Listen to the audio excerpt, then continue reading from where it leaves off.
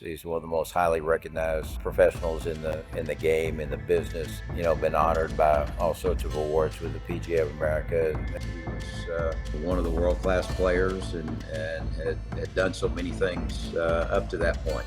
Tom Kite once said something powerful about a fellow golfer. He called him the best ever. But here is the truth. Kite was not just picking favorites, he was revealing something deeper. He was showing us the 4 golfers who shaped his entire 50-year journey in the game. This is less about opinion. It is more about a Hall of Famer pulling back the curtain on how 4 icons influenced every part of his career. Tom Kite is 75 now. He spent 175 weeks in the top 10 of the world rankings. He won 19 PGA Tour titles. He won 10 Champions Tour titles. He captured a US Open. People called him Mr. Consistency. That name fits, but it misses something. Kite was the first player in PGA Tour history to reach $6 million, $7 million, $8 million, and $9 million in career earnings. He did not dominate majors like Jack Nicklaus. He just kept showing up. He kept finishing high. He won the leading money title twice, once in 1981, once in 1989. He won PGA Player of the Year in 1989. He won the Vardon Trophy twice. Actually, he won it 3 times if you count 1982 as well. His career earnings now top $32 million.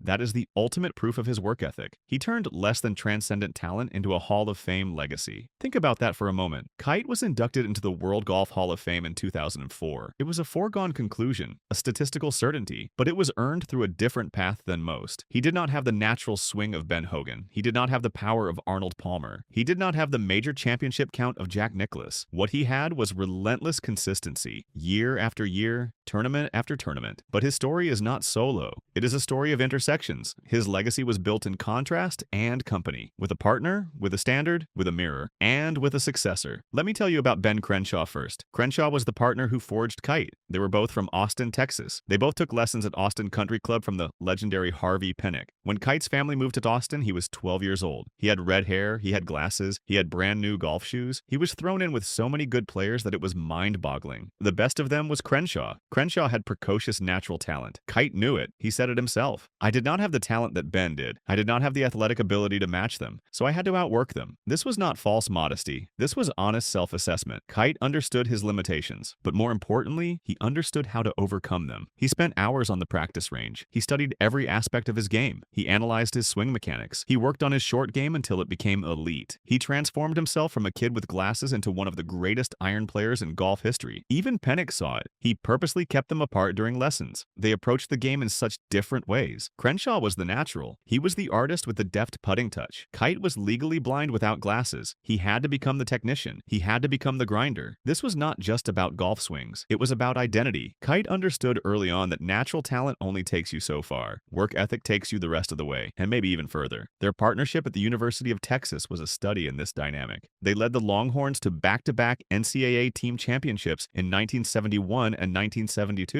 In 1970, they had won the Southwest Conference Championship. Kite earned second-team All-American honors. Then in 1971, the team won the NCAA title. Crenshaw won the individual title outright in 1971 as a freshman. Kite again earned second-team All-American honors, but 1972 was the perfect metaphor for their relationship. At the Cape Coral Golf Club in Florida, the University of Texas won the team title again. At the top of the individual leaderboard, there was a tie. Tom Kite and Ben Crenshaw, NCAA co-champions. Kite had earned first-team All-American honors. The grinder had pulled even with the natural through sheer force of will and work. Crenshaw said it best. We knew he was going to take his work ethic with him and test himself on the tour. Their careers ran on parallel tracks for decades. In a poetic mirroring of their collegiate success, both Kite and Crenshaw won 19 times on the PGA Tour. Think about that coincidence. The exact same number of victories. Both were inducted into the World Golf Hall of Fame. In the 1990s, they served as back-to-back Ryder Cup captains. Kite in 1997. Crenshaw captained the historic 1999 comeback team. Their lives remained intertwined. When Harvey Penick passed away in 1995,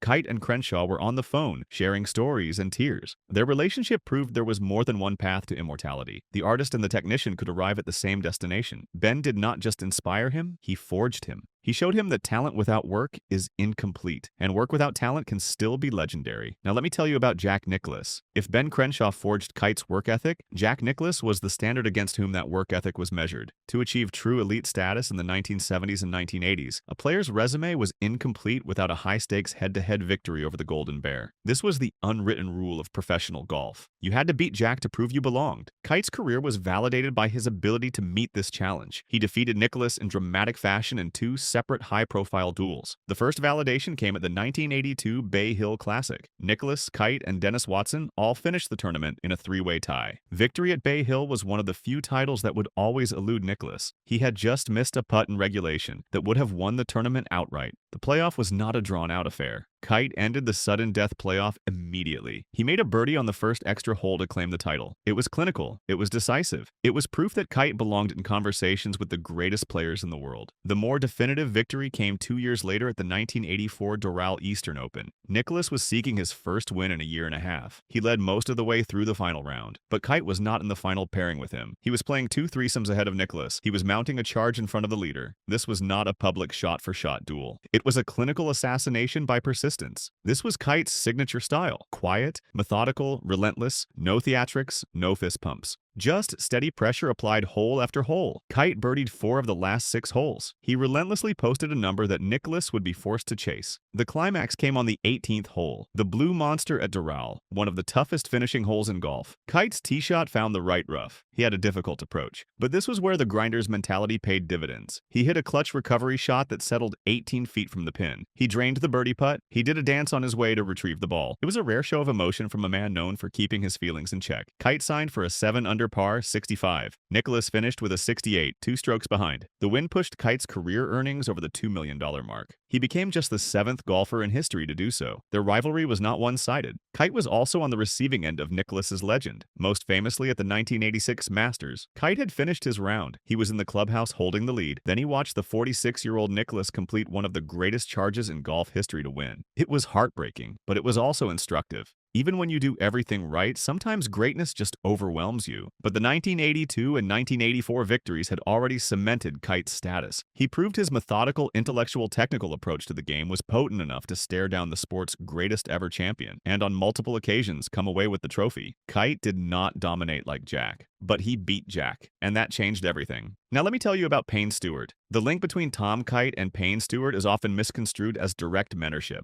The truth reveals a more profound connection, not one of mentor and student, but of technical blood brothers bound by shared revolutionary instructional DNA. Their primary link was their instructor, Chuck Cook. Cook was named PGA of America Teacher of the Year in 1996. He was one of the sharpest minds in golf. He was a pioneer of using physiology and modern biomechanics, but he was pointedly not a method teacher. He did not give all his students the same medicine. He took a holistic approach. He embraced technology and biomechanics to devise an individual plan for each student. The one constant was the concept of balance. This connection reframes the pinnacle of Tom Kite's entire career. His 1992 U.S. Open victory at Pebble Beach was not an isolated incident. It was the central pillar of an instructional dynasty. In a remarkable underappreciated feat, Chuck Cook coached 3 different players to U.S. Open victories in a 4-year span. Payne Stewart in 1991, Tom Kite in 1992, Corey Pavin in 1995. This shared lineage is deeply significant. It is no coincidence that this specific triumvirate of players all won the U.S. Open as their signature major. None of them were bombers. All were master technicians, grinders who relied on precision, strategy, and mental fortitude. The U.S. Open, with its notoriously difficult high-pressure grinded-out conditions, is the ultimate test of the holistic, balanced biomechanical approach that Cook taught. These were not players who overpowered courses. They outsmarted them. They outworked them. They outthought them. Kite's 1992 victory was the epitome of this philosophy. He won at a brutal wind-swept Pebble Beach. The conditions were treacherous. The greens were firm and fast. The wind howled off the Pacific Ocean. This was a U.S. Open setup at its most demanding. The best shot of his career, as he would later call it, was a testament to his technical mastery. He holed a lob wedge for a birdie on the par 3 7th hole during the final round. This was the technical precision honed by his work with Cook. It was the same DNA that had led Stewart to victory just 1 year prior. It was proof that their shared technical foundation was not just theory, it was championship-winning reality. This connection does not mean their relationship was purely academic. They were first and foremost fierce competitors. An anecdote from Cook notes that the old Payne Stewart was the man who refused to shake Tom Kite's hand when he lost in a playoff. This detail adds a vital layer of authentic, gritty rivalry. They were not just classmates. They were peers battling for the same titles with the same technical foundation at the absolute peak of their profession. Their connection was deeper than friendship. It was shared golf DNA. They were brothers in arms, fighting the same fight, using the same weapons, respecting each other, but never backing down.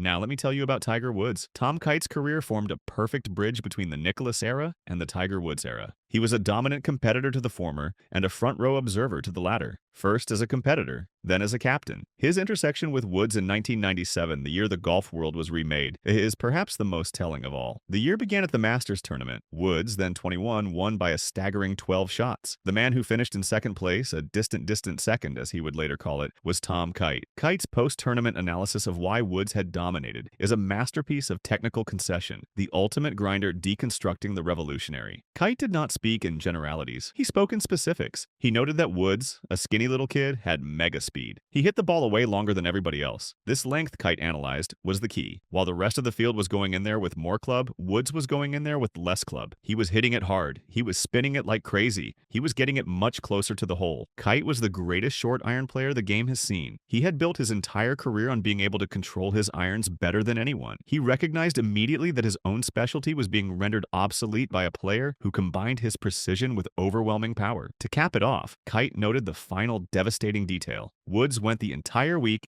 and did not have a three-putt. It was a clear-eyed admission from the old master that the rules of the game had just been rewritten. Kite was not bitter. He was not resentful. He was in awe. He understood he was witnessing history, and he had the grace to acknowledge it. Later that same year, Kite's relationship with Woods shifted from competitor to captain. Kite was tapped to lead the U.S. team at the 1997 Ryder Cup. The event was historic before the first ball was struck. It was the 32nd Ryder Cup, but the first ever to be held in continental Europe at the Valderrama Golf Club in Sotogrande, Spain. The European captain was Seve Ballesteros. On Kite's U.S. squad was a 21-year-old rookie, Tiger Woods, fresh off his Masters victory. Photographs from the event capture the captaincy in action. Kite having a word with Tiger Woods on the course. Kite giving Woods a high five after a good tee shot. Despite a furious Sunday rally, Kite's U.S. team lost a narrow match to the Europeans, 14.5 to 13.5. It was a disappointing result, but it did not diminish what Kite accomplished as a leader. But the story of Kite's captaincy contains a profound, little-known detail that transcends golf. To prepare his team for the unfamiliar course, Kite had organized a preliminary visit to Valderrama 75 days before the event. That trip happened to be the exact weekend that a young Basque councilman was kidnapped and murdered by terrorists, an event that sent the entire nation of Spain into a state of shock. Kite, Woods, and the rest of the American team were witnesses firsthand to a country in a state of profound national grief. In this moment, Kite's role shifted from golf captain to diplomat. His leadership was masterful. He had the entire U.S. team, including the 21-year-old superstar Woods, wear black ribbons as a sign of respect. This act of diplomacy and decency demonstrated a depth of character and leadership far beyond on-course strategy. It solidified Kite's role as a senior statesman, capably managing a high-profile team in a foreign country during a moment of profound tragedy, all while shepherding the game's next-generation superstar. Kite was not just a competitor. He helped pass the game to the next era. He showed Tiger what it meant to be more than just a great player. He showed him what it meant to be a leader. So what does it all mean? Tom Kite's greatness was not solo. His legacy was built in contrast and company, with a partner, with a standard, with a mirror, and with a successor. His final picks say more about how he played than who he admired. With Ben Crenshaw, his foundation was laid. He learned that work could match talent. With Jack Nicklaus, his career was validated. He proved he could beat the best. With Payne Stewart, his technical lineage was established. He showed that a system could produce champions. With Tiger Woods, he served as the bridge to the modern game. He passed the torch with grace. His Hall of Fame career is the definitive answer to the question of talent versus work. He was the ultimate overachiever who, through intellect, biomechanics, and an unparalleled work ethic, built an immortal legacy by competing with and often beating the legends who came before, after, and alongside him.